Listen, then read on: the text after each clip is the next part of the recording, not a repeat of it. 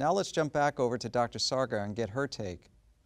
To give an overview of the oncology models in the value-based world, there are several different approaches that different payers are taking on. Of course, Medicare, who's the biggest payer, has come out with the OCM model, and several of us are participating in the OCM model.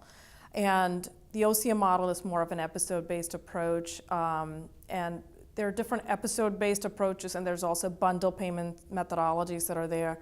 There are also several APMs that are focusing on compliance with pathways.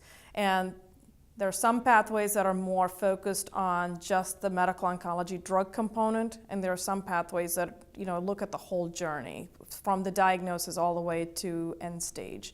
When is palliative care appropriate? When is scan appropriate? This could be from initial diagnosis, and also when they have completed their therapies. So episodes in general start with some sort of a trigger, and it could be a chemotherapy trigger, a surgical trigger, and they follow them along for 6 months.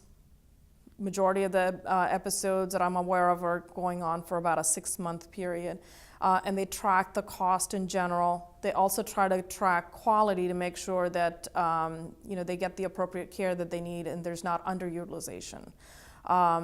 Bundle payments in general, not applicable in the advanced stage as far as I've seen. They're generally in the earlier stage cancers where there's a definitive treatment, and the period is also clearly defined. So maybe 4 months or 6-month period where all the costs are accounted for, and there's a comparison on is there any cost savings when you're doing it in the value-based world.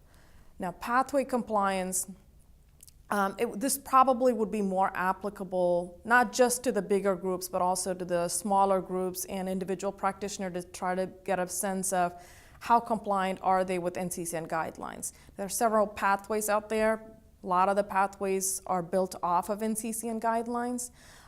No, there are some pathways that are broader range pathways, and then there are some pathways that narrow down a little bit more to if the outcomes are similar, can we pick the more affordable regimen? And there are pros and cons, and it's a very controversial area, I understand, but there are different ways of measuring value overall.